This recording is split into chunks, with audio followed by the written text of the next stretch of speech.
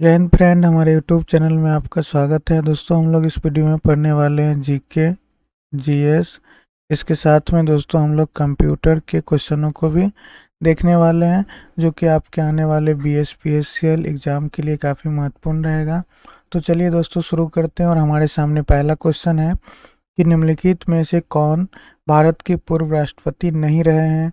तो दोस्तों यहाँ पे देखिए, के आर नारायण भारत के पूर्व राष्ट्रपति रह चुके हैं, शंकर दयाल शर्मा भी रह चुके हैं, ज्ञानी जेल सिंह भी रह चुके हैं, जबकि विश्वनाथ प्रताप सिंह जो हैं दोस्तों, ये हमारे देश के राष्ट्रपति नहीं बल्कि हमारे देश के प्रधानमंत्री अर्थात प्राइम मिनिस्टर रह चुके हैं। और इनका जो कार्यकाल था दोस्तों, ये 1989 से लेकर 90 तक रहा है। तो ऑप्शन डी इसका सही आंसर हो जाएगा। अगला क्वेश्चन है, मार्च 2023 की स्थिति के अनुसार राज्यसभा का सदस्य बनने के लिए किसी व्यक्ति की आयु वर्ष से कम नहीं होनी चाहिए। तो दोस्तों, राज्यसभा का सदस्य बनने के लिए किसी भी व्यक्ति की आयु कम से कम दोस्तों 30 वर्ष होनी चाहिए। उसी तरह से दोस्तों, लोकसभा का सदस्य बनने के लिए व्यक्ति की आयु 25 वर्ष होनी चाहिए। दोस्तों, राज्य के अंदर विधान परिषद का सदस्य बनने के लिए उसकी आयु 30 वर्ष होनी चाहिए। और विधानसभा का सदस्य बनने के लिए दोस्तों 25 वर्ष होनी चाहिए। तो यहाँ पर पूछ रहा है दोस्तों राज्यसभा का सदस्य, तो उसका आंसर ऑप्शन डी हो जाएगा 30 वर्ष। दोस्तों 25 वर्ष के लिए लोकसभा होता है, और 21 वर्ष के लिए जो दोस्तों होता है वह ग्राम सभा का चुनाव लड़ने के लिए होता है। जबकि 18 वर्ष की आयु के व्यक्ति जो होते हैं वो भारत के नागरिक कहलाते हैं, अर्थात वयस्क व्यक्ति की श्रेणी में गिने जाते हैं। तो इस क्वेश्चन का ऑप्शन डी सही आंसर हो जाएगा। अगला क्वेश्चन है कि कोलेरू झील किस राज्य में स्थित है। तो दोस्तों, कोलेरू झील जो है वो आंध्र प्रदेश राज्य में स्थित है। ऑप्शन बी इसका सही आंसर हो जाएगा। अगला क्वेश्चन है, निम्नलिखित में से कौन सा जलप्रपात गोवा राज्य में स्थित है। तो दोस्तों, दूध सागर जलप्रपात जो है वो गोवा राज्य में स्थित है। ऑप्शन डी इसका सही आंसर हो जाएगा। दोस्तों, डुडुमा जलप्रपात जो है वो ओडिशा में स्थित है। और ओडिशा में दोस्तों कौन सी नदी पे है दोस्तों, तो ये मचकुंड नदी पर स्थित है। ठीक है दोस्तों, गोकक जलप्रपात जो है वो बेलगावी कर्नाटक में स्थित है। दोस्तों, शिव समुद्रम जलप्रपात जो है दोस्तों वो कावेरी नदी पर कर्नाटक में ही स्थित है। जबकि दोस्तों यहाँ पे इसमें पूछ रहा है कि गोवा में स्थित जलप्रपात, तो ये दूध सागर है। ऑप्शन डी इसका सही आंसर हो जाएगा। अगला क्वेश्चन है, निम्नलिखित में से कौन सा कर्नाटक का एक शहर नहीं है। तो दोस्तों यहाँ पे ध्यान दीजिएगा, चिकमंगलुर कर्नाटक का शहर है, बीजापुर भी कर्नाटक का शहर है, चित्रादुर्ग भी कर्नाटक का शहर है, जबकि भुसावल जो है दोस्तों ये महाराष्ट्र का एक शहर है, जो कि दोस्तों आपको पता होगा केले के उत्पादन के लिए प्रसिद्ध है। तो ऑप्शन बी इसका सही आंसर हो जाएगा। अगला क्वेश्चन है, संयुक्त राष्ट्र के सतत विकास लक्ष्य के संदर्भ में निम्नलिखित में से कौन सा लक्ष्य संख्या एक है। तो दोस्तों यहाँ पे ध्यान दीजिएगा, संयुक्त राष्ट्र का जो विकास लक्ष्य रखा गया है दोस्तों, इसमें कुल 17 लक्ष्य को रखा गया है, जिसमें प्रथम लक्ष्य जो है दोस्तों वो गरीबी नहीं है। तो ऑप्शन डी इसका सही आंसर हो जाएगा। दूसरा लक्ष्य है दोस्तों शून्य भूख। और नौवां लक्ष्य जो है दोस्तों वो उद्योग नवाचार और बुनियादी ढांचा है। जबकि 10वां लक्ष्य जो है दोस्तों वो है इसका कम असमानता है। तो इस क्वेश्चन का सही आंसर ऑप्शन डी हो जाएगा। अगला क्वेश्चन है, इनमें से किस दशक में भारत की जनसंख्या वृद्धि ऋणात्मक वृद्धि दर के रूप में दर्ज की गई थी। तो दोस्तों वर्ष 1911 से लेकर 1921 का जो वर्ष था उसमें हमारे देश की जनसंख्या ऋणात्मक वृद्धि दर्ज की गई थी। तो ऑप्शन ए इसका सही आंसर हो जाएगा। दोस्तों, भारत में जनगणना की शुरुआत जो हुआ था वह 1872 ईस्वी में लॉर्ड मेयो के शासनकाल में शुरू हुआ था। जबकि हमारे देश में नियमित जनगणना की शुरुआत 1881 ईस्वी में लॉर्ड रिपन के समय में शुरू हुआ था। दोस्तों, हमारे देश का जनगणना का महान विभाजक वर्ष जो है वो 1921 को कहा जाता है। जबकि लघु विभाजन वर्ष जो है दोस्तों वो 1951 ईस्वी को कहा जाता है। तो इस क्वेश्चन का सही आंसर ऑप्शन ए हो जाएगा। अगला क्वेश्चन है कि निम्नलिखित में से कौन सा भगवान विठोबा की स्तुति में गाया जाने वाला भक्ति काव्य का एक रूप है। तो दोस्तों, भगवान विठोबा के लिए गाया जाने वाला जो एक भक्ति काव्य है उसका नाम है अभंग। तो ऑप्शन सी इसका सही आंसर हो जाएगा। अगला क्वेश्चन है, अमर्त्य सेन को अर्थशास्त्र का नोबेल पुरस्कार किस वर्ष दिया गया था। तो दोस्तों, अमर्त्य सेन को अर्थशास्त्र का नोबेल पुरस्कार 1998 में दिया गया था। ऑप्शन बी इसका सही आंसर हो जाएगा। जबकि दोस्तों वर्ष 1999 में उन्हें भारत रत्न से भारत रत्न से दोस्तों सम्मानित किया गया था, जो कि भारत का सर्वोच्च सम्मान माना जाता है। अगला क्वेश्चन है, हड़प्पा सभ्यता का निम्नलिखित में से कौन सा स्थल अफगानिस्तान में स्थित है? तो दोस्तों यहाँ पे ध्यान दीजिएगा, बालाकोट ये पाकिस्तान में स्थित है दोस्तों, ये पाकिस्तान का एक जगह है। उसके बाद कालीबंगन है दोस्तों, ये भारत में राजस्थान का एक जगह है। उसके साथ ही दोस्तों यहाँ पे सुर्तगोई जो है दोस्तों, ये अफगानिस्तान में स्थित है। तो दोस्तों ये अफगानिस्तान का शहर है, तो ऑप्शन डी इसका सही आंसर हो जाएगा। अगला क्वेश्चन है, बादामी किस वंश की सबसे पुरानी राजधानी थी? तो दोस्तों बादामी जो थी वो चालुक्य राजवंश की राजधानी थी, तो ऑप्शन बी इसका सही आंसर हो जाएगा।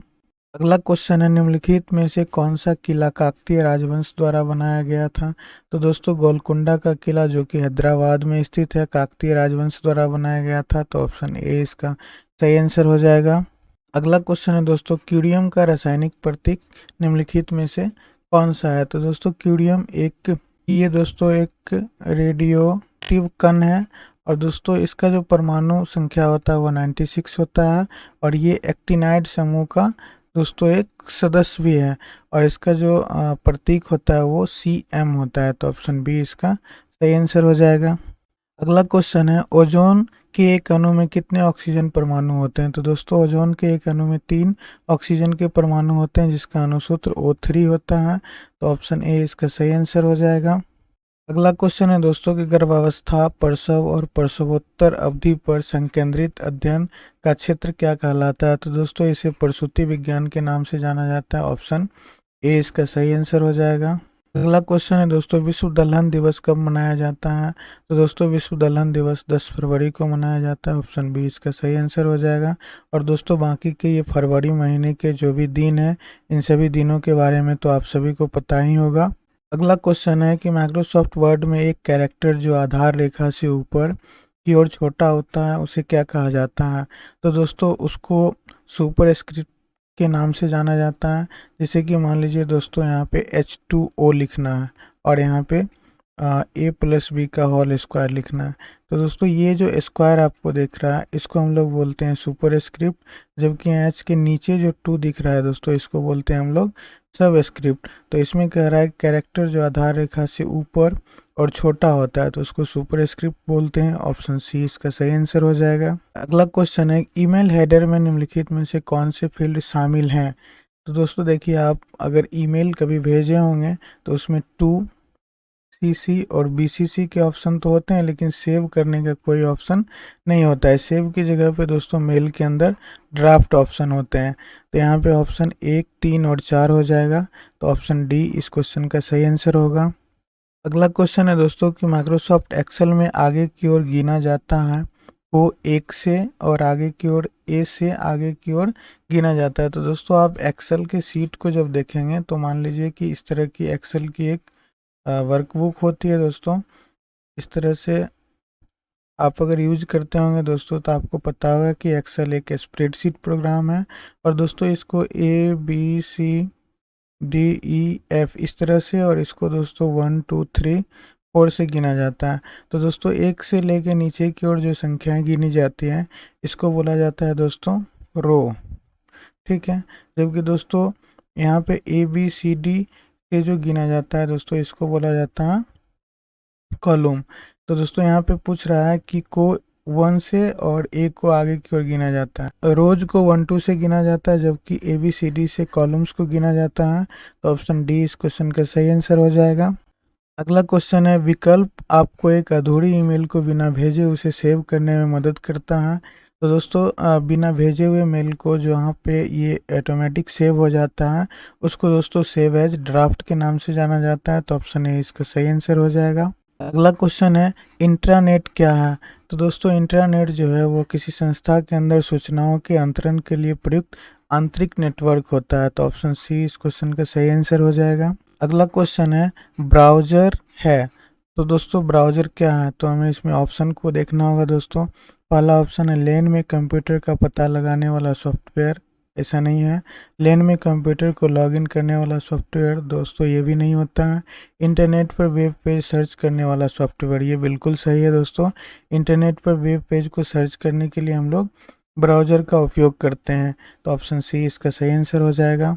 अगला क्वेश्चन है, यदि किसी डोमेन नेम के आखिर में .edu.usa है तो इसका मतलब ये होता है दोस्तों कि यह यूएसए की एक शैक्षणिक संस्था है। तो ऑप्शन डी इसका सही आंसर हो जाएगा। अगला क्वेश्चन है, ज्ञात सॉफ्टवेयर बग को रिपेयर करने के लिए इंटरनेट पर सामान्यतः बिना प्रभार के मिलने वाला सॉफ्टवेयर को किस नाम से जाना जाता है? तो दोस्तों इसे पैच के नाम से जाना जाता है। ऑप्शन बी इसका सही आंसर हो जाएगा। अगला क्वेश्चन है, ब्लॉग शब्द दो शब्दों का संयोजन है। तो दोस्तों यहाँ पे वेब प्लस लॉग, ये दो शब्दों के संयोग से ब्लॉग बना है। तो ऑप्शन ए इसका सही आंसर हो जाएगा। क्वेश्चन है, पावर पॉइंट हेल्प खोलने के लिए कौन सा शॉर्टकट उपयोग होता है?